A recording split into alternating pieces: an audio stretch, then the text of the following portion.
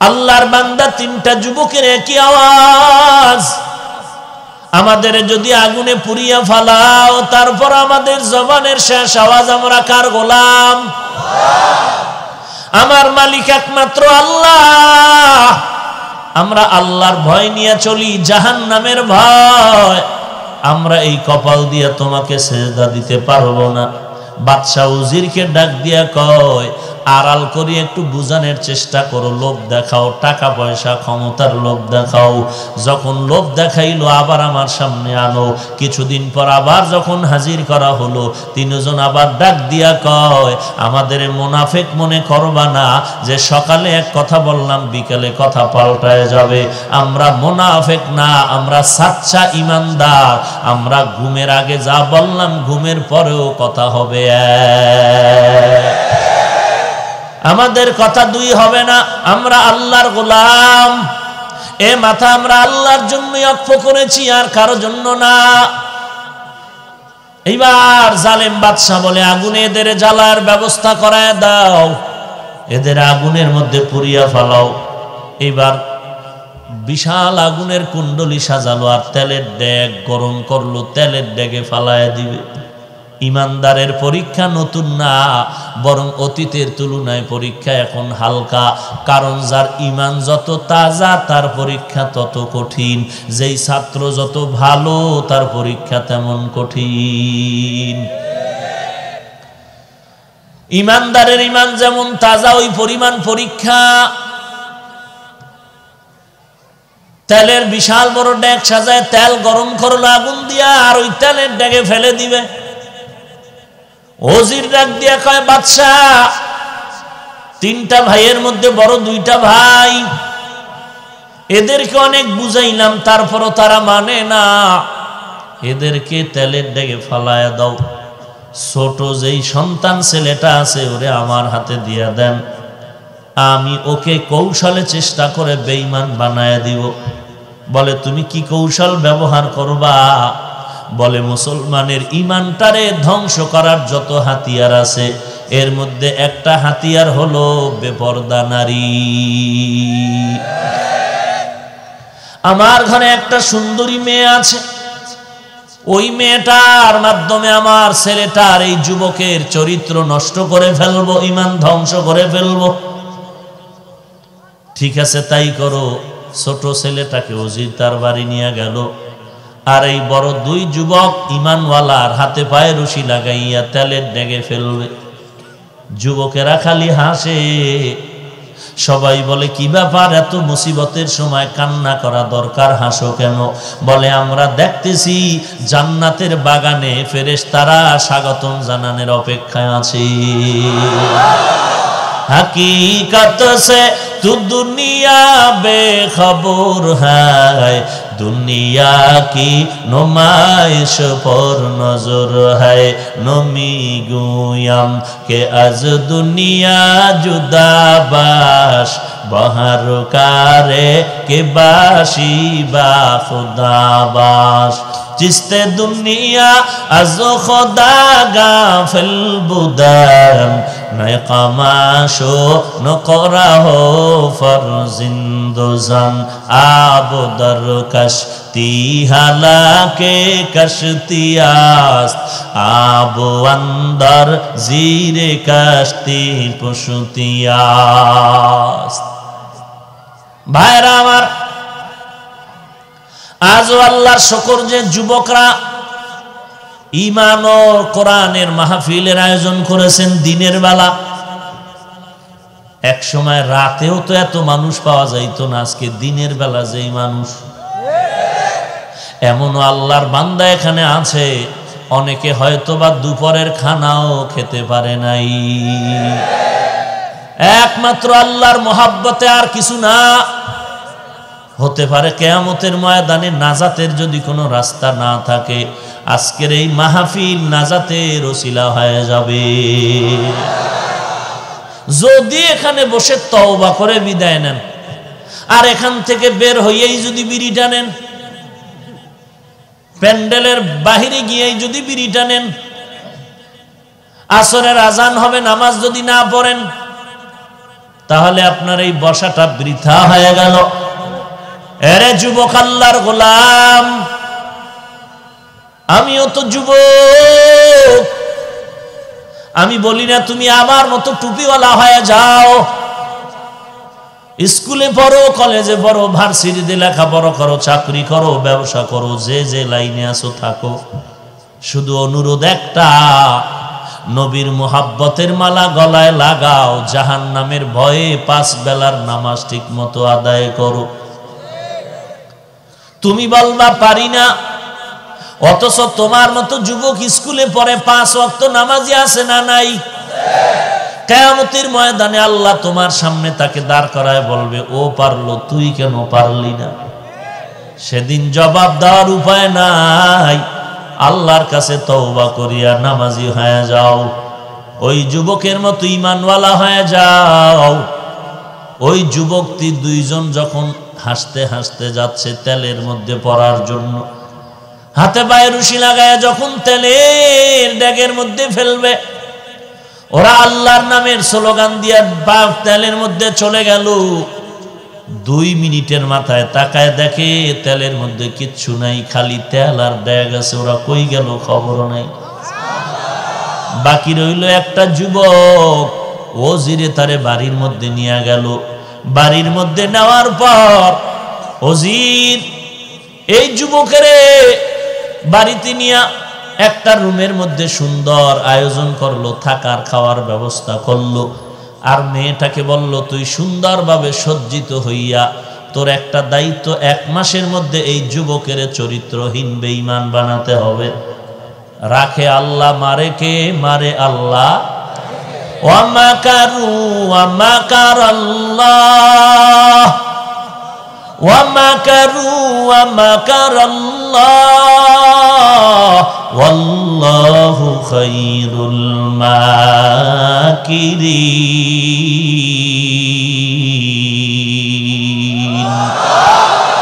ই কালামে জিন্দা কুরআনে হাকিম, হিকমতে ও লা ইয়াজালাসতু কদিম, জামিউল ইলমি ফিল কুরআনে হাকিম, তাকাসারাত আনহু আফহামুর রিজালি। ভাইরা আমার, কষ্ট হয়।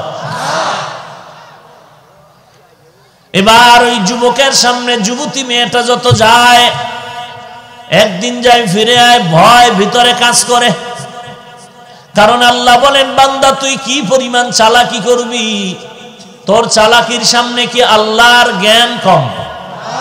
না না, 80 বছর লাগায় মুসলমানের বিরুদ্ধে যেই ষড়যন্ত্র করবি, মুসলমান 1 মিনিটের চিন্তা করলে তোর 80 বছরের সব ধ্বংস হয়ে যাবে। এরে নবীর উম্মতের দল, মেয়েটা যায় আসে কিন্তু কাছে যাইতে পারে না। ভয়, কিসের ভয় তাও জানে না। আর বাকি আছে 2-1 দিন। মেয়েটাকে বাবায় জিজ্ঞাসা করলো, কি পারলি কি পরিমাণ? বলে, মোটেও না। আমি যতবার যাই যুবক চোখ বন্ধ করে শুধু জবান দিয়া আল্লাহর নামের জিকির করে, চোখ বন্ধ, আমার দিকে যেন নজরও না পড়ে, চোখ বন্ধ হয়ে আছে। এবার মেয়েটা ঘরে যায়, বলে, বাবা আর 1টা সপ্তাহ সময় বাড়ায় আনো বাদশার থেকে। বলে, ঠিক আছে, বাড়ায় নিব, ব্যবস্থা করো। মেয়েটা এইবারও ফেল হয়ে গেল। প্রায় 1 সপ্তাহের শেষ 1 দিন বাকি। এবার মেয়েটা নিয়ত করছে, যে কোনো উপায়ে আমি তার শরীর টাচ করব। মেয়েটা কিনারায় গিয়া ডাক দিয়া কয়, এই আল্লাহর বান্দা, আমি হাত বাড়াইতে চাই, সামনে আগায় না কেন? কেমন যেন হাত অবশ হয়ে যায়, বাঁকা হয়ে যায়। তোমার মধ্যে এমন কি মেডিসিন আছে বল, যেই মেডিসিনের কারণে আমি হাতটা সামনে নিতে পারি না? কি ব্যাপার? বলে, ও বোন, তুমি যদি এই মেডিসিনের খবর নিতে চাও তাহলে মেডিসিন তোমাকেও গ্রহণ করতে হবে। বলে, করব। আমি করব। বলে, করলে কি হবে? আমার সাথে ওয়াদা দাও, তুমি যদি আমার মেডিসিন গ্রহণ করো তো এই ঘর বাড়ি থাকা যাবে না, মা বাবা মানা যাবে না, চলে যেতে হবে। মেয়েটা কিছুক্ষণ বাবার পরে বলল, হ্যাঁ আমি রাজি হয়ে গেলাম। যারে দিয়া ভূত সারাবে এরেই কি পাইল? এটাই ইসলামের নিয়ম। আবু জাহাল ইয়ামান থেকে জাদুকর আনছে ভাড়া কইরা মুহাম্মদের কোরআনের মন্ত্র বন্ধ করার জন্য। মুহাম্মদ যে কোরআনের মন্ত্র বলে আর মানুষ পাগল হয়ে যায়, এগুলো বন্ধ করতে হবে। জিমাত নামের জাদুকর নিয়ে আসছে ভাড়া করে। জেমাত নামের জাদুকর মক্কায় আসার পর বলে, কোন লোকটাই মন্ত্রগুলো পরে তারে দেখতে হবে। এবার আবু জাহাল লোক পাঠিয়ে দিল, মুহাম্মদের আসতে বলো। জামাত নামের জাদুকর রাহমাতুল লিল আলামিনকে দূরের থেকে দেখা মাত্র চেয়ার থেকে দাঁড়ায় গেল। কারণ এমন মায়ার নবী আমার, যে নবীর চেহারার দিকে নজর করলে পেটের ক্ষুধা নিবারণ হয়ে যায়। এরে নবীর উম্মতের দল, এমন একজন নবী পাইলা, ওই নবীকে ১৫০০ বছর পরে কত বেঈমানেরা চিনল, নবীর আদর্শ দেখে মুসলমান হয়ে গেল। আর তুমি নবীর উম্মত হয়ে মুসলমানের ঘরে জন্ম নিয়া ওই নবীর চিহ্ন, নবীর আদর্শ তুমি গ্রহণ করতে পারলা না। আমার নবীর আদর্শ দেখিয়া আমেরিকার বৈজ্ঞানিক নীল আর্মস্ট্রং মাইকেল কলিন্স কালেমা পড়ে মুসলমান হয়ে গেল। আমার নবীর আদর্শ দেখিয়া ১৫০০ বছর পর ভারতের শিব শক্তি সরুজ্জি কালেমা পড়ে মুসলমান হয়ে গেল। হাজার হাজার বিধর্মীরা মুসলমান হয়ে গেল। আর তুমি মুসলমানের ঘরে জন্ম নিয়া আমার নবীর আদর্শ মানতে পারো না।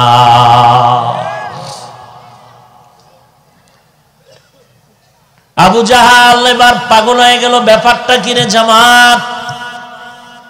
বলে, এই লোকটা তোমার খারাপ মনে হয়? আমার তো লোকটা দেখলে ভালো মনে হয়। কারণ পূর্ণিমার চাঁদের থেকেও যার চেহারা মোবারক উজ্জ্বল, যার চেহারার আলোকিতে ঘর আলো। ভাইরা আমার, এবার মেয়েটা যুবকের কাছে শিকারী হয়ে গেল। যুবক শিকারীর কাছে শিকার হয়ে গেল। যাকে বেঈমান বানাবে সে এখন ইমানের দরজায় যাচ্ছে। এই বাংলাদেশে ইস্ট ইন্ডিয়া কোম্পানি ছিল এক সময়, ওখানের এক কর্মচারী বাংলাদেশে কাজ করত, শুধু কোরআন শরীফ এক জায়গায় জমা করত, জ্বালায় দিবে। তো এক বন্ধুর সাথে দেখা, ডাক দিয়ে কয়, রে ভাই, মুসলমান বন্ধু ডাক দিয়ে কয়, তুমি কি করো? বলে, বন্ধু তুমি জানবানি? বলে, হ্যাঁ। বলে, আমি কোরআন শরীফ জমা করি, এক জায়গায় পুড়িয়া ফালায় দিব। এই বন্ধু, তুই এমন কোরআন জ্বালানের চিন্তা করতেছ, এটি হাঁটতে জানে না, কথা বলতে জানে না। ইন্ডিয়ার মধ্যে এমন কোরআন আছে যারা হাঁটে, খায়, ঘুমায়, কথা কয়, বাথরুমেও যায়। বলে, তাই নাকি? বলে, হ্যাঁ। তুমি এই কোরআন বন্ধ করলে কি হবে? ওই কোরআন কেমনে বন্ধ করবা যারা হাঁটে, খায়, ঘুমায়? বলে, আর দেখতে হবে তো এরা কেমন। চলো, দিল্লি শাহী জামে মসজিদের পাশে হেফজখানা আছে, ওখানে নিয়ে গেল। আর একটা হাফেজ ছাত্রকে ডাকিয়া বলে, কোরআন পড়। কোরআনের তেলাওয়াত শুরু করলো। কিছুক্ষণ পড়ার পরে বলে, আমি নামাজের টাইম হয়ে গেল, বাথরুমে যাও। বাথরুমে গেল, অজু করলো, নামাজ পড়লো, খানা খাইলো, আবার তেলাওয়াত। এক পর্যায়ে চোখের পানিগুলো পড়তেছে আর বলে, আমার অন্তরের মধ্যে কোরআনের আওয়াজ এমন হিট করলো। এই বন্ধুরে কয়, তুমি যদি বাড়ি যাও, আমার বাবারে গিয়া খবর কইও, তোমার সন্তানের কোরআন জ্বালাবার জন্য চাকরি দিয়েছিলাম, ওই কোরআনে তোমার সন্তানের অন্তরের কুফুরি জ্বালাইয়া ইমানের বাতি জ্বালাইয়া দিয়েছে। ই কালামে জিন্দা কোরআনে হাকিম, হিকমতে উ লা ইয়াজালাসতু কদিম, জামিউল ইলমি ফিল কুরআনে হাকিম, তাকাসারাত আনহু আফহামুর রিজালি। ভাইরা আমার, এইবার মেয়েটা যুবকের বলে কি মেডিসিন আছে? বলে তুমি এই মেডিসিন যদি জানতে চাও, শুনতে চাও, তো তোমাকেও আমার লাইনে আসতে হবে। বলে আসবো। বলে আমার মধ্যে যে মেডিসিন আছে এটা হলো ইমানের কালেমা, লা ইলাহা ইল্লাল্লাহু মুহাম্মাদুর রাসূলুল্লাহ। বলে এই মেডিসিন আমি পড়লে কি হবে? বলে তুমি আমার বোন হয়ে যাবা, ধর্মীয় লাইনে তুমি মুসলমান। মেয়েটা বলে হয়ে গেলাম। মেয়ে এখন রাতের বেলা কালেমা পড়ে মুসলমান হয়ে গেল। যুবক বলে এখানে থাকা যাবে না, চলো আমরা আত্মগোপনে চলে যাই। এইবার মেয়েটাকে নিয়ে আল্লাহর বান্দা রওয়ানা। জঙ্গল পাহাড় পেরিয়ে পেরিয়ে রাত্রটা শেষ করিয়া এরপরে সামনের দিন পার পাহাড়ে আশ্রয় নিল। আবার যখন রাত শেষ হয়ে গেল, এরপরে অনেক দূরে চলে গেল। রাত অন্ধকার রাত পেরিয়ে এরপরে নিরাপদ জায়গায় গিয়া রাস্তায় হাঁটতেছে মেয়ে আর ছেলে, যুবক। কিন্তু এখনো তো তাদের সাথে কোনো ধর্মীয় কোনো সম্পর্ক ইমানের সূত্রে এখনো হয় নাই। শুধু এতটুকু দুজন ইমানদার ভাই বোন এতটুকুই আছে, অন্য কোনো সূত্র নাই। কিন্তু দুজন তো ইসলামের শরীয়তে একজন আর একজন আর বেগানা। যার সাথে বিয়া হালাল, তাকে বিয়ার আগে দেখা দেওয়া হারাম। আল্লাহর বান্দা এখন ভয় পাইতেছে, আবার কোন মুসলমান না জানি ধরে আমাদেরকে সন্দেহ করে।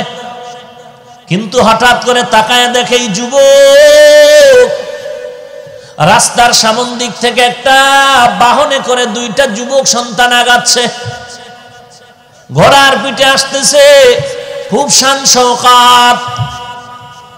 ওই যুবক বলে আমরা ভয় পেয়ে একটু গোপন হতে চাইলাম। ওরা ঘোড়ার পিঠে দাও আরোহণ আরোহিত অবস্থায় বলল, না না, তোমরা কোনো ভয় পাইবা না, আমরা তোমাদের আপন হয়ে আসতেছি তোমাদের উপকার করার জন্য। এবার দুজন দাঁড়ায় গেল। এবার কাছে আইসা দুই যুবক ঘোড়ার পিঠ থেকে নেমে গেল। নামার পরে এইবার বলে, ভাই আমাদের চিনুনি? ছোট ভাই বলে, না চিনি না। গলা জড়ায় কান্না করে আর বলে, রে ভাই আমরা সেই তেলে পোড়া দুই ভাই যে আমাদের তেলের মধ্যে ফেলেছিল। আমরা আল্লাহর জান্নাতের বাগানে ছিলাম, আল্লাহ পাঠাইছে তোমার সাথে এই মেয়ের বিবাহের ব্যবস্থা করে দেওয়ার জন্য। আমরা দুই ভাই সাক্ষী হয়ে বিয়ার ব্যবস্থা করে দিলাম, আবার বিদায় নিলাম, দেখা হবে জান্নাতের ময়দানে। ইয়া ইলাহি তু মেরা মাবুদ হ্যায়, ইয়া ইলাহি তু মেরা মাশুক হ্যায়, ইয়া ইলাহি মুঝসে মুঝকো दूर कर, ताके देखो मुझ में तुझको एक नजर, या इलाही तू मेरा सत्तारो है, या इलाही तू मेरा गफ्फारो है। ও এলাকার পর্দার আড়ালের মা বোনেরা, ও যুবক ভাই, বিদায় বেলা পায়ে হাত রেখে অনুরোধ করে যাই, রে যুবক, জীবনভর বয়ান শুনলা, নামাজ যদি না পড়ো কি লাভ হবে? অনুরোধ করে বলি আজকে থেকে তওবা করো, হে আল্লাহ ওই যুবকের মতো ঈমানওয়ালা বানায় দাও। ওরে বাবা, তুমি টুপি পরলে, নামাজ পড়লে তোমার ব্যবসা বন্ধ হবে না, লেখাপড়া বন্ধ হবে না, তোমার চাকরিও ছুটে যাবে না। কারণ বহু চাকরিজীবী তাকায় দেখো, র‍্যাব, আর্মি, পুলিশ, বিডিআরের চাকরি করে, 5 ওয়াক্ত নামাজি আছে না নাই? কোটি টাকার ব্যবসা করে, 1 টাকাও হারাম খায় না, অভাব নাই। তুমি কেন পারবা না রে বাবা? আল্লাহর কাছে তওবা করো। ও আল্লাহ, জীবনে কোনোদিন আর নামাজ ছাড়ব না, জীবনে মা বাবারে কষ্ট দিব না, আলেম ওলামাদের বিরোধিতা করব না, জীবনে কোনোদিন নবীর সুন্নতের বিপরীত চলব না, সহিভাবে কোরআন তেলাওয়াত শিখব, 5 বেলার নামাজ ঠিকমতো আদায় করব, দেশের বিরুদ্ধে জাতির বিরুদ্ধে কোনো ষড়যন্ত্র করব না। মুনাফিকি যদি না থাকে, যদি আল্লাহর মহাব্বত অন্তরে থাকে, মুনাফিকি যদি না থাকে, খাঁটি তওবার নিয়ত যদি থাকে, গলায় ছুরি আসলে মরে যাব, তারপর আল্লাহকে বেজার করব না, নবীকে বেজার করব না, আলেম ওলামাদের বিরুদ্ধে যাব না, মা বাবাকে কষ্ট দিব না। এরে নবীর উম্মতের দল, 5 বেলার নামাজ ঠিক মতো আদায় করবা। তওবা করার যদি নিয়ত হয়, খাঁটি তওবার নিয়তে দুটো হাত আল্লাহকে দেখায় দাও। আয় আল্লাহ, আমাদের হাত আপনি কবুল করে নেন। আয় আল্লাহ, কারো হাত খালি ফিরে দিয়েন না রে মালিক। আয় আল্লাহ, সকলের হাত আপনি কবুল করে নেন। আয় আল্লাহ, সবার তওবা কবুল করে নেন। আমার প্রত্যেকটা যুবকদের হাত আপনি কবুল করে নেন। আয় আল্লাহ, তওবার উপরে মজবুত হয়ে চলার তৌফিক দান করেন। 5 ওয়াক্ত নামাজি বানায় দেন। আয় আল্লাহ, দুনিয়ার জীবন শান্তির জীবন বানায় দেন। নবীজির তরিকায় চলার তৌফিক দান করেন। গুনাহের প্রতি ঘৃণা জমায়া দেন। আমাদের দিলে দিলে মোহাব্বত বাড়ায় দেন। আমাদের তওবার উপরে মজবুত হয়ে চলার তৌফিক দান করেন। আমিন। আলহামদুলিল্লাহি রাব্বিল আলামিন। والصلاة والسلام على سيد الأنبياء والمرسلين وعلى آله وأصحابه أجمعين.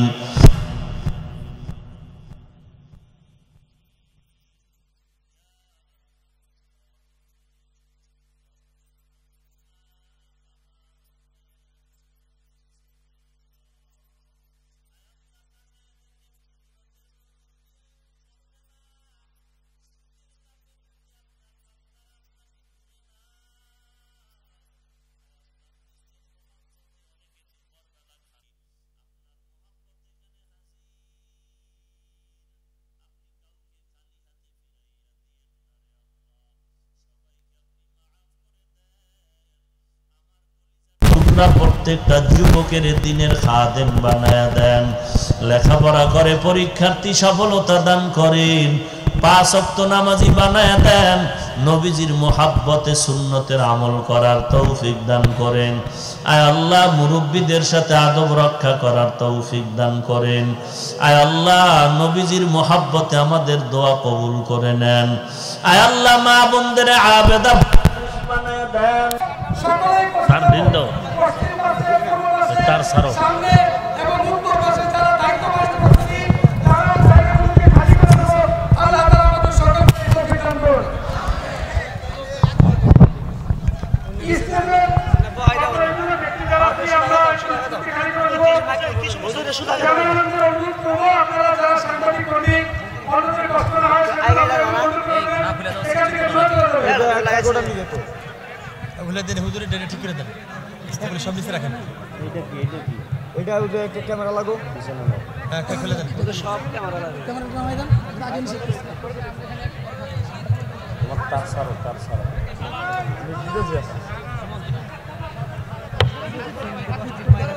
এরা লাগাইছে সব। আমরা এখানে ডিজিটালি শুধুমাত্র 2টা মাইক আছে। এ লাগারে কষ্ট লাগাইছে এরা। এটা আমরা না ক্যামেরা লাগা। আপনাদের সম্মুখে একটি ইসলামী সঙ্গীত পেশ করবেন সেলিম রাজা। আসসালামু আলাইকুম ওয়া রাহমাতুল্লাহি ওয়া বারাকাতুহু।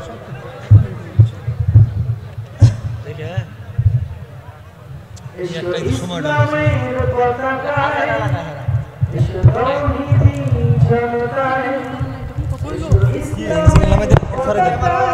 এগুলো দিছে। সব সরে দেন হুজুর ঠিক করে দেন।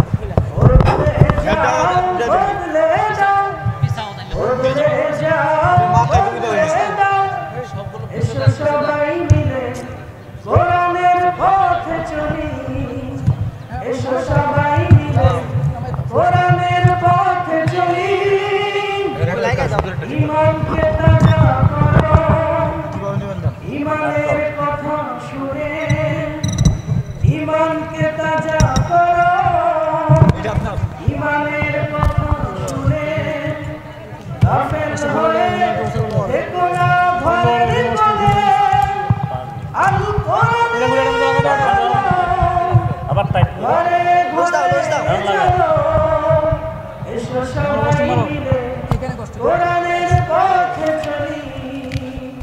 এসো ইসলামের পতাকায় এসো তৌহিদি জনতায়, এসো ইসলামের পতাকা সবাই জায়গায় রাখো। নেমে পড়েন। জনতায়, বদলে যাও, বদলে দাও, বদলে যাও, বদলে দাও। এসো সবাই মিলে কোরআনের পথে চলি, এসো সবাই মিলে কোরআনের পথে চলি। আসসালামু আলাইকুম। আলহামদুলিল্লাহ, সকলকে আবারও দৃষ্টি আকর্ষণ করছি। কোনো লম্বা কথা নয়, মেহরবানি করে সকলেই বসে যাই। যে সমস্ত মা বোনেরাও আসছেন তাদেরকেও নিজ নিজ ঘরে দায়িত্বের সাথে বসিয়ে দেয়। ইনশাআল্লাহ এখনই আমাদের মেহমান বক্তব্য রাখবেন। প্রধান মেহমান আন্তর্জাতিক খ্যাতিসম্পন্ন মুফাসসিরে কোরআন, খতিবুল উম্মাহ, রাহবরে মিল্লাত, আধ্যাত্মিক রাহবার হযরতুল আল্লামা হাফিজুর রহমান সিদ্দিকী কুয়াকাটা, প্রতিষ্ঠাতা পরিচালক জামিয়া তালিমিয়া মাদ্রাসা ঢাকা, হযরতকে তার মূল্যবান নসিহত পেশ করার জন্য সনিবন্ধন মিনতি জানাচ্ছি।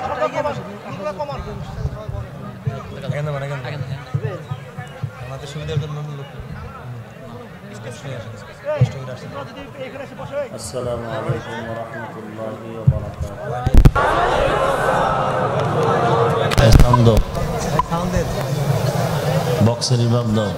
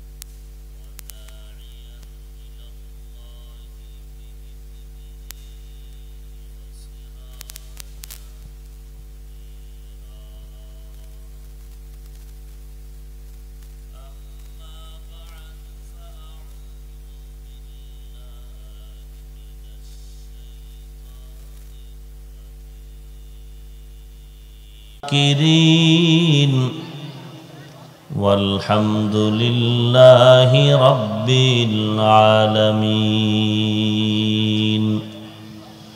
اللهم صل على روح محمد في الأرواح وصل على جسد محمد في الأجساد وصل على قلب محمد في القلوب وصل على قبر محمد في القبور سبحانك لا علم لنا إلا ما علمتنا إنك أنت العليم الحكيم رب اشرح لي صدري ويسر لي أمري واحلل عقدة من لساني يفقه قولي مقبول تو ہے شاذ ہے قابل تو بہت ہے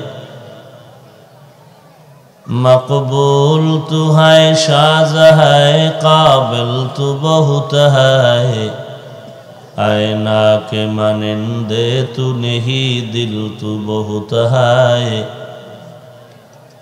آئینہ کے مانندے تو نہیں دل تو بہت ہے ایک چشم زدن غافل ازا شاہ نباشی ایک چشم زدن غافل ازا شاہ نباشی شاید کہ نگاہ کندگاہ نباشی شاید کہ نگاہ کندگاہ نباشی الفت میں برابر کے وفا ہو کہ جفا ہو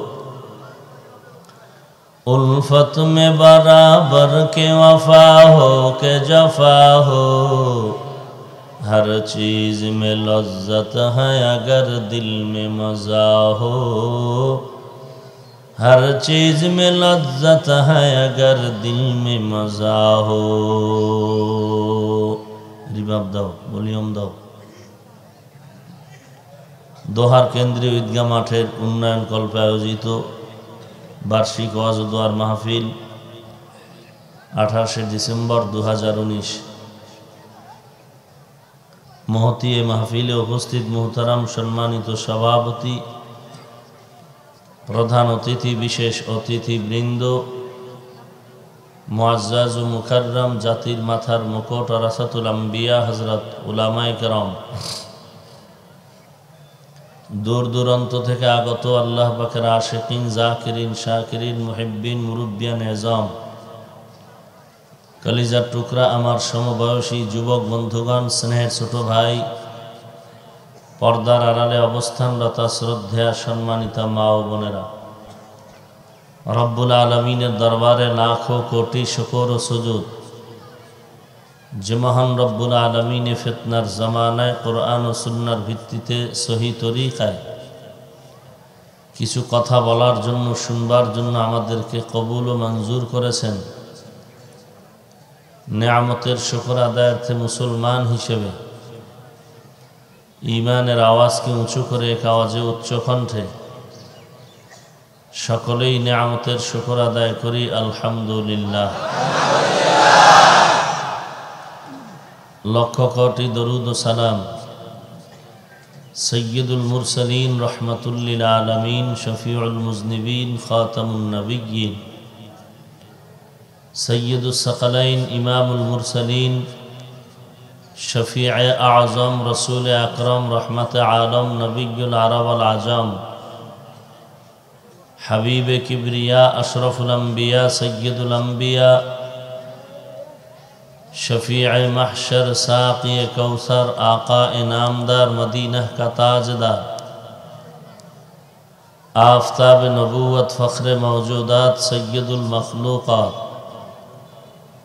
हज़रत मुहम्मदुर रसूलुल्लाह सल्लल्लाहु अलैहि व आलिहि वसल्लमेर उपর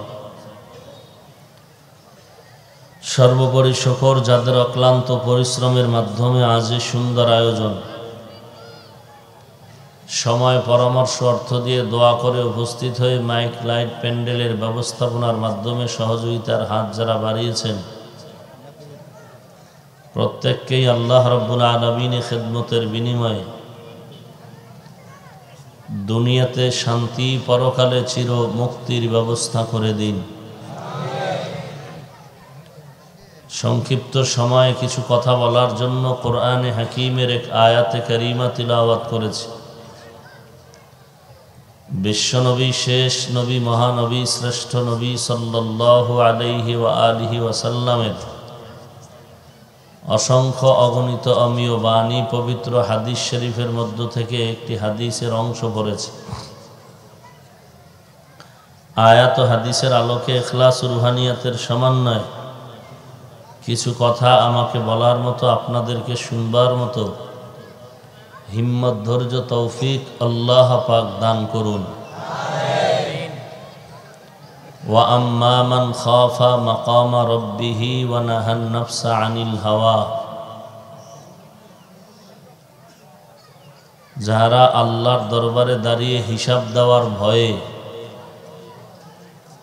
নিজের নফসকে গুনাহের থেকে বাঁচায় রাখবেন, ফাইন্নাল জান্নাতা হিয়াল মাওয়া,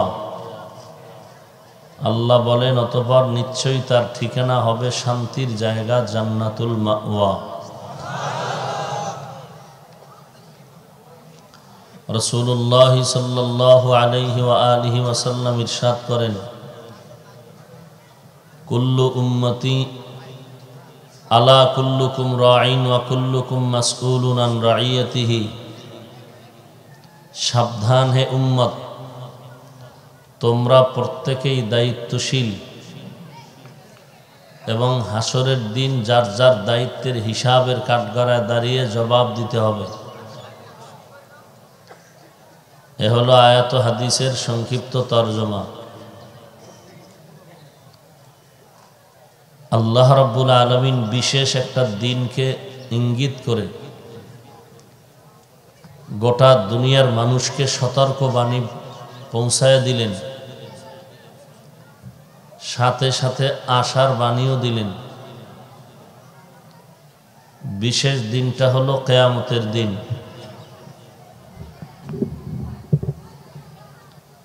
কিয়ামতের দিন কোনো নির্দিষ্ট নাই, অবশ্য দিন নির্দিষ্ট, তারিখও নির্দিষ্ট, কোনো মানুষকে জানার সুযোগ আল্লাহ দেন নাই। জিব্রাইল আমিন রসুলকে জিজ্ঞেস করেছিলেন, মাতাস সাআ, কিয়ামত কবে হবে? নবীজি বলছিলেন, যে প্রশ্নকারীর থেকে জবাব দেনেওয়ালা বেশি জানে না। মাল মাসউলু আনহা মিনাস সাইল,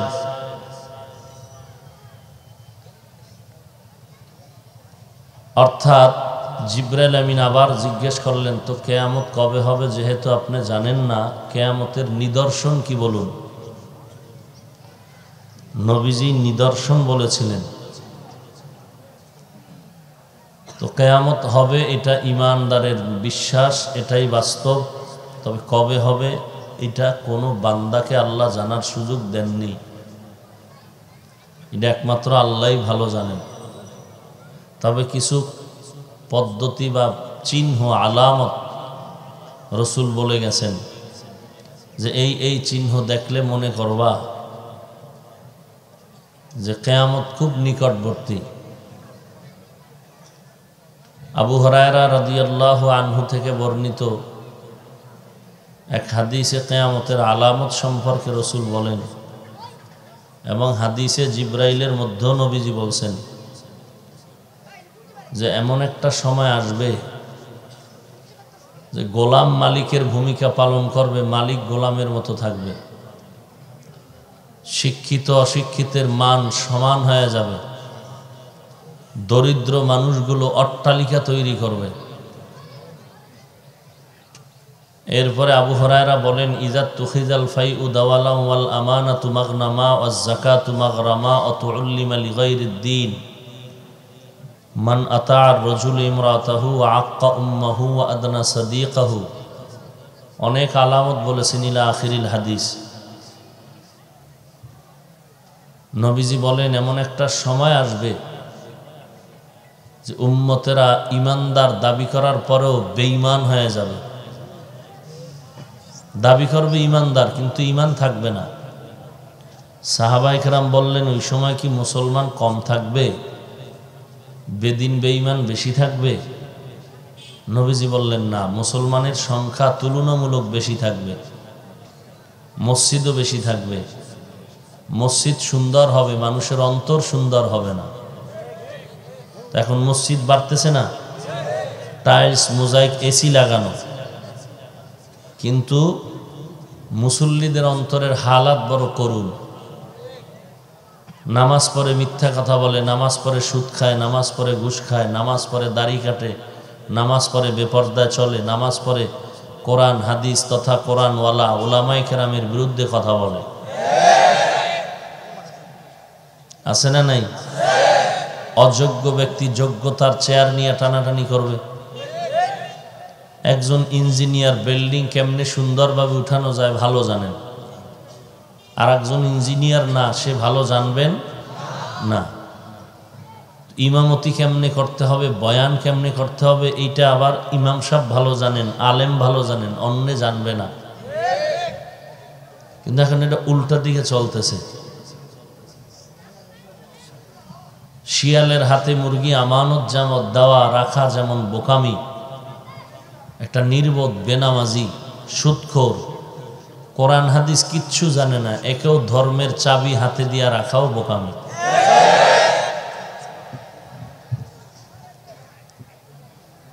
এই জন্য আল্লাহ বলেন, সাবধান হে মানুষ, আমার দরবারে দাঁড়িয়ে কিন্তু একদিন হিসাব দিতে হবে। এই হিসাবের ভয় অন্তরে জমা করে যারা নিজেকে গুনাহ থেকে বাঁচাবে, তার ঠিকানা শান্তির জায়গা জান্নাত। কিছু কিছু বেঈমান তো আছে কিয়ামত বিশ্বাসই করে না, কিয়ামত বিশ্বাসই করে না। কিসের কিয়ামত? মানুষ মরে গেলে মাটির সাথে নিশ্চিহ্ন হয়ে যাবে, এটা আবার কিভাবে উঠবে? তো উলামায়ে কেরাম বলেন, আরবি মাসের 1 তারিখ তুমি আকাশের দিকে তাকায় দেখো, চিকন চোখের নজরে পড়ে না একটি চাঁদ। এই বিশাল একটা চাঁদ,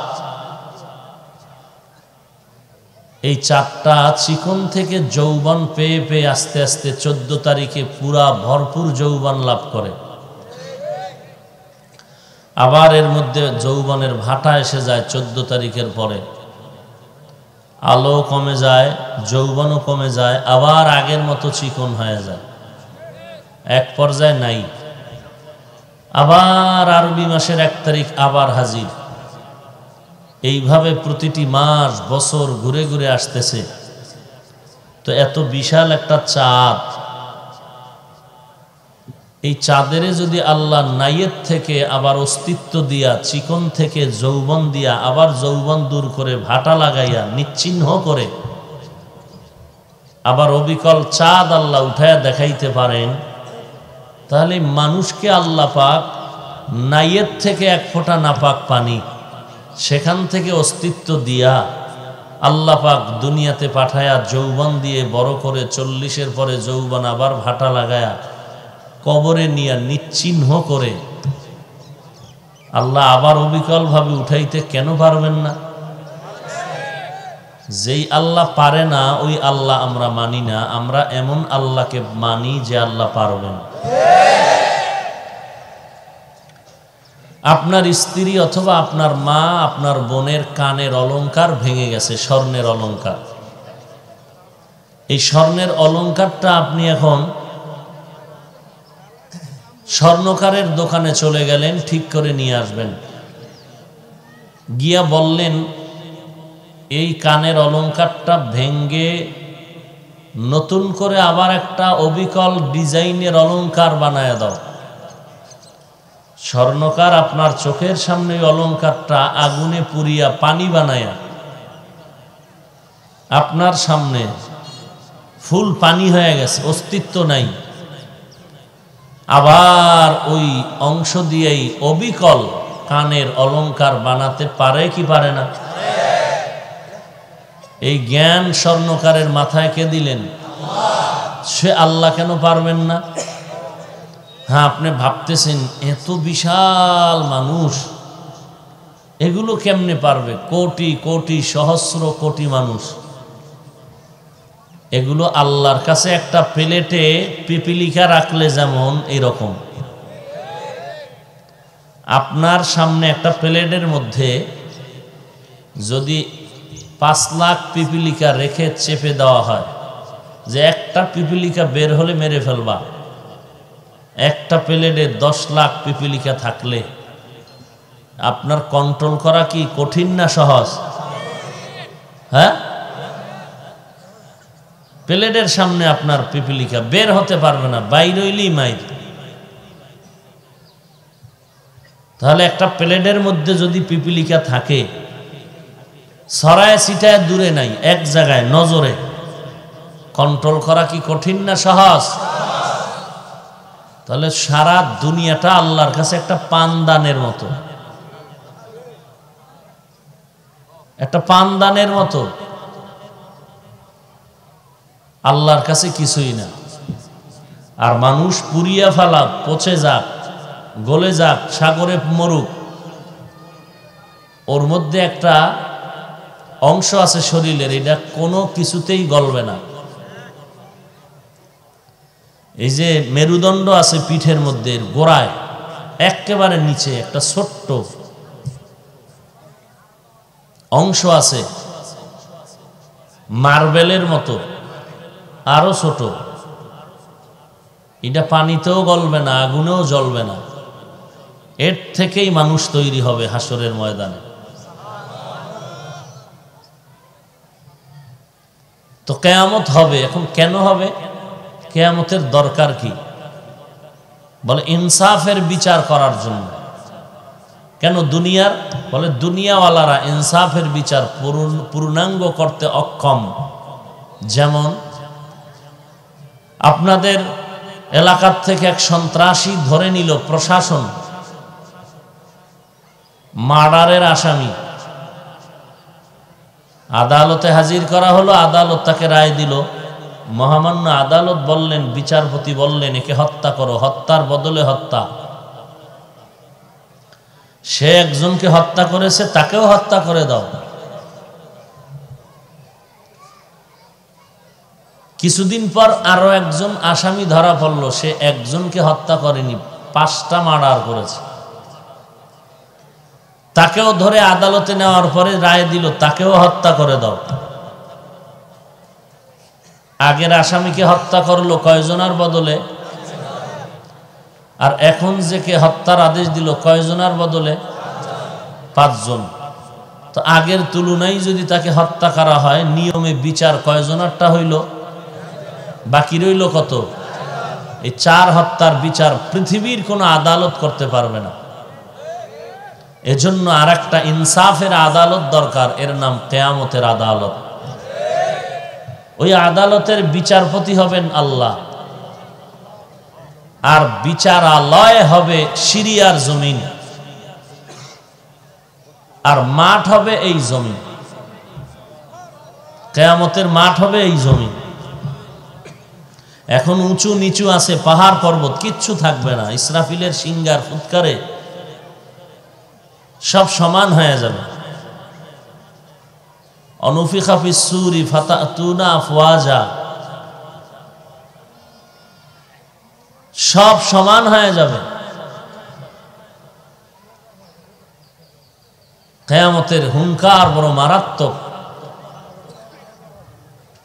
তো কিয়ামত হবে, এটাই ইমানদারের বিশ্বাস।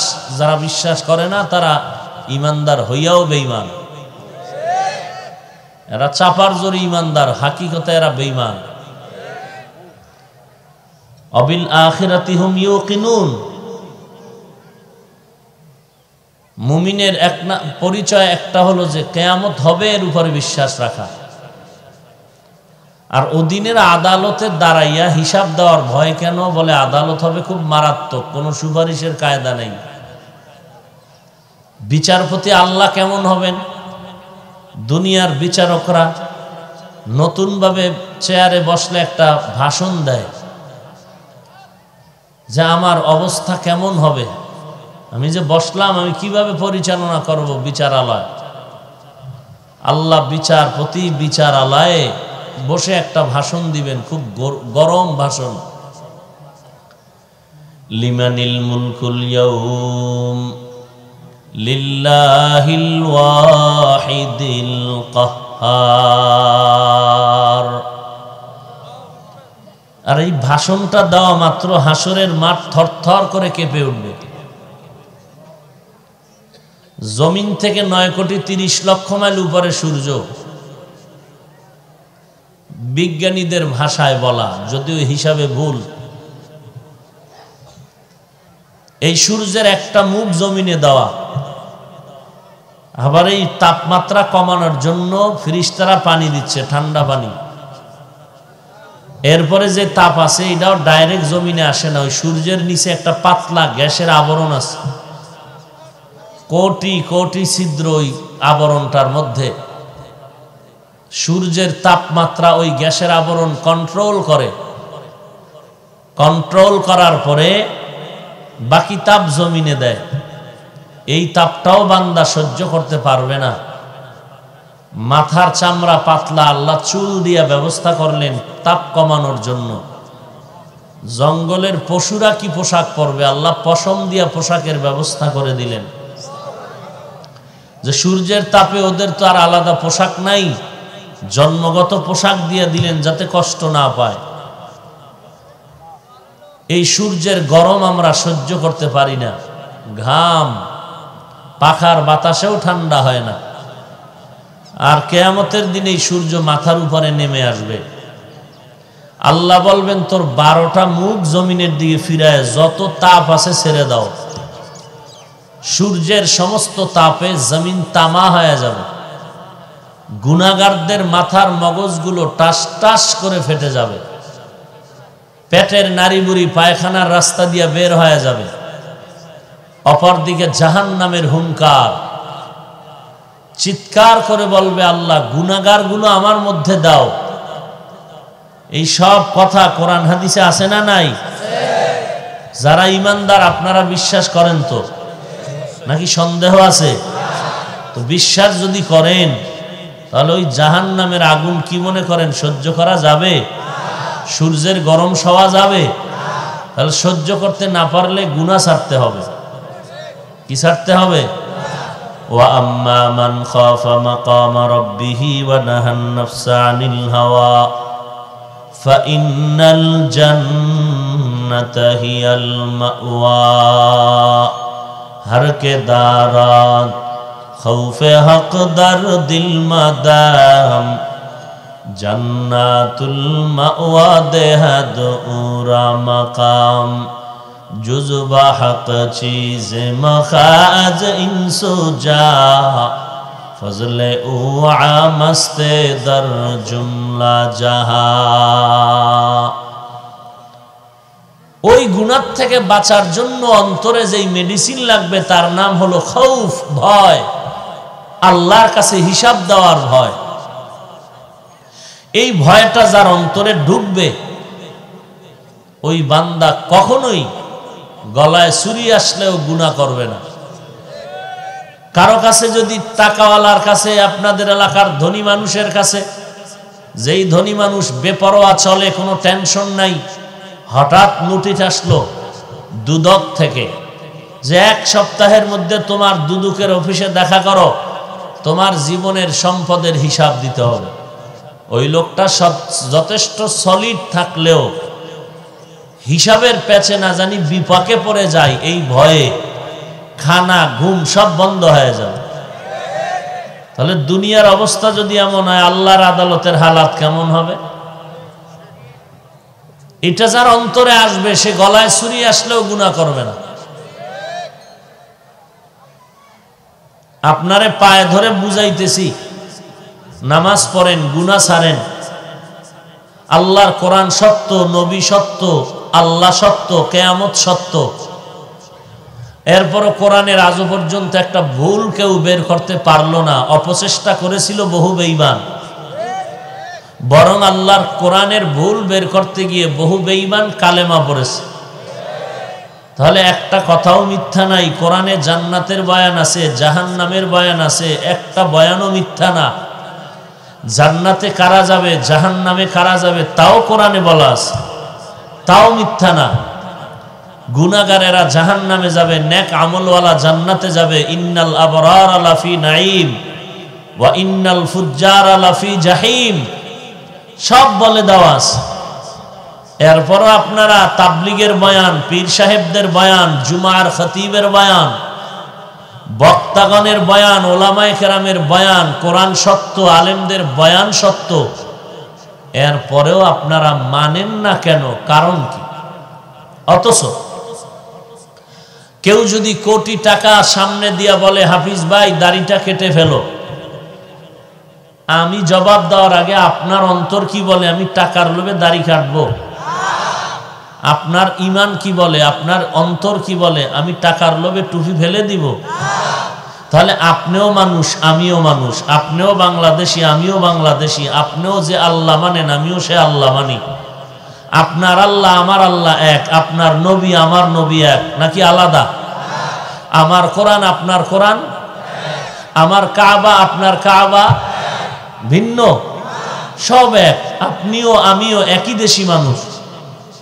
আপনিও কোরআন বুঝেন, মানেন, আমিও কোরআনের অনুসরণ করি, আমিও নবীর উম্মত, আপনিও নবীর উম্মত। তাহলে সব কিছু ঠিক সত্য হওয়ার পরেও আপনাকে পায়ে ধরে বলতেছি আপনি নামাজ পড়েন, আপনি পড়তে চান না, টুপি মাথায় দিতে চান না, আর আমি নামাজ ছাড়তে চাই না, টুপি ছাড়তে চাই না। ব্যাপারটা কি? বরং এই টুপির কারণে, নামাজ পড়ার কারণে, লম্বা জামা পরার কারণে, কওমি মাদ্রাসায় পড়ার কারণে, তাবলিগ করার কারণে, দেওবন্দি হওয়ার কারণে কত গালি, কত বাজে কথা। এরপরও দাড়ি ফালাই না, টুপি ফালাই না। এই শীতের মধ্যে ফজরের সময় ঠান্ডা পানি দিয়ে ওযু করে নামাজ পড়া কি পরিমাণ কষ্ট বুঝানোর ভাষা নাই। এরপরও নামাজ ছাড়ি না, আর আপনি পড়তেই চান না। কারণ কি? আবার বলেন জান্নাত সত্য, জাহান্নাম সত্য, কোরআন সত্য, হাদিস সত্য, আল্লাহ সত্য, নবী সত্য, বয়ান সত্য, এরপরও মানেন না। কারণটা কি? একমাত্র কারণ জাহান্নামের ভয় অন্তরে নাই, আল্লাহর কাছে হিসাব দেওয়ার ভয় অন্তরের মধ্যে নাই। যদি থাকতো তাহলে আপনি দুনিয়ার সব উল্টায় গেল, আল্লাহর বিরুদ্ধে যাইতে পারতেন না। দেখেন কথার কথা, আমরা ওই রকম যারা মাদ্রাসার ছাত্র, আলেম ওলামা, কোটি টাকার মালিকও না, বিল্ডিংও নাই, আর বাহাদুরিও নাই, বিশাল টাকার চাকরি করে তাও না, মোটামুটি মসজিদে আছে, মাদ্রাসায় আছে, হালকা বেতনে জীবন যাপন করে, ওই রকম আরামেও নাই, মোটামুটি চলতেছে আলহামদুলিল্লাহ, স্বাচ্ছন্দ্যের জীবনও না, এত কষ্ট, এরপরে মানুষের কত গালি, ইমামতি করলে তো উপায় নাই, যার নাই কোনো গতি সে করে ইমামতি, রিকশার ড্রাইভার পর্যন্ত ইমাম সাহেবের সাথে বেয়াদবিমূলক আচরণ করে, আর উপরে যারা আছে এরা তো করেই। মসজিদে ময়লা কেন, এই জন্য ধমক দেয় খাদেম রে, মুয়াজ্জিন রে, কেন মসজিদ কি মুয়াজ্জিনের নামে রেজিস্ট্রি করা? তা তুমি ধমক দেওয়ার কে? মসজিদ তো আল্লাহর ঘর, ওই মুয়াজ্জিন যেমন, খাদেম যেমন পরিষ্কার করার দায়িত্ব, তোমারও তেমন পরিষ্কার করার দায়িত্ব। তুমি ধমক দিয়ে জীবনে যা আমল করছো সওয়াব সব বরবাদ হয়ে গেল, কারণ বেয়াদবি সব জায়গায় করা যায় না, জায়গা মতো বেয়াদবি একবার করলে জীবনের সব বরবাদ হয়ে যায়। তাহলে এত এই অল্প জিন্দিগির মধ্যে কোটি টাকার বাহাদুরিও নাই, তাহলে আমি টুপি ফালাই না, শুধু এমন না, যদি কেউ আইসা আল্লাহর বিরুদ্ধে বলে, কোরআনের বিরুদ্ধে বলে, দ্বীনের বিরুদ্ধে বলে, শুধু বলে না, দ্বীনের লাইনে চলে না, তার সাথে আমরা সম্পর্ক রাখতে রাজি না। একটা যুবক ছেলে একজন নেতার পিছনে ঘুরে জীবন দেয়, দেয় না? কেন? জানে এই নেতায় আমার টাকা দেয়, পেট চালায়, সংসার চালায়। একটা লোক রিক্সার ড্রাইভার, রিক্সাটারে নিজের গায়ের গামছা দিয়ে মুছে, পাও লাগায় না, কেন? এই রিক্সার দ্বারা তার রিজিক হয়। এমনকি রিক্সা তার রক্ষা করতে গিয়ে জীবন দেওয়া লাগলে দিয়ে দেয়। এরকম প্রত্যেকটা মানুষ, একটা যুবক যুবতীর জন্য জীবন দেয়, কি? শুধু দিলের ভালোবাসা, আর কিছু না। মা বুঝায়, বাবা বুঝায়, তোর জন্য ভালো মেয়ে এনে দিব, কোটিপতি, কাজ হবে না, ফকিন্নি নিয়ে থাকবো, তোমার বয়ান হবে না। কারণ কি? দিলের মধ্যে মোহাব্বত। তাহলে যার অন্তরে, আমাদেরকে যদি বলেন টুপি ফালায় দেন, গলার উপরে ছুরি দিয়া যদি মারেন, জীবন অনায়াসে জীবন দিব, কিন্তু রসুলের সুন্নাত ছাড়ব না। কেন? শুধু দ্বীনের মহব্বত, রসুলের মহব্বত, আখিরাতের উপরে পূর্ণ বিশ্বাস। আর আপনারা যারা বলেন মানি, মূলত আপনাদের অন্তরে আখিরাতের উপরে কোনো পরিপূর্ণ বিশ্বাস এখনো জন্ম নেয়নি। যদি নিত, তাহলে নিজের টুপি মাথায় দিতেন, আর এক টুপিওয়ালারে গালি দিতেন না। এজন্য আল্লাহ বলেন আমাকে ভয় করো, হিসাব দেওয়ার ভয়। ওমরে ফারুক রাদিয়াল্লাহু তাআলা আনহু, অর্ধ জাহানের খলিফা, 10 বছর দায়িত্ব পালন করার পরে, ইন্তেকালের আবার 10 বছর পরে স্বপ্ন যোগে জিজ্ঞাসা করা হলো কবরের কি হালাত? বলে এখনো হালাত শুরু হয় নাই। কেন? বলে 10 বছর যে দেশ পরিচালনা করেছি তার হিসাব শেষ করলাম।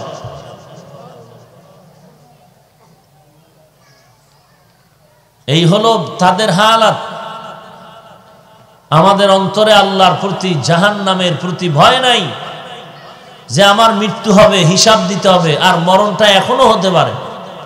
এখানে আপনারা বসছেন, ঘর পর্যন্ত যাওয়ারও গ্যারান্টি নাই। আছে গ্যারান্টি? এজন্য আল্লাহ বলেন আমাকে ভয় করো। وَلَنَبْلُوَنَّكُمْ بِشَيْءٍ مِّنَ الْخَوْفِ وَالْجُوعِ وَنَقْصٍ مِّنَ الْأَمْوَالِ وَالْأَنفُسِ وَالثَّمَرَاتِ وَبَشِّرِ الصَّابِرِينَ।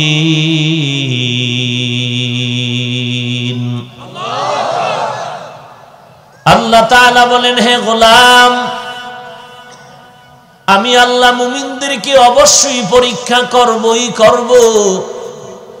মিনাল খাউফ, ভয়ের মাধ্যমে, ওয়াল জু, ক্ষুধার মাধ্যমে, ওয়া নাকসিম মিনাল আমওয়াল, সম্পদের ঘাটতির মাধ্যমে, ওয়াল আনফুস, জীবনের ঘাটতির মাধ্যমে আমি ছেলে দিয়ে নিয়ে যাব, ওয়াস সামারাত, ফল ফসলের ঘাটতির মাধ্যমে।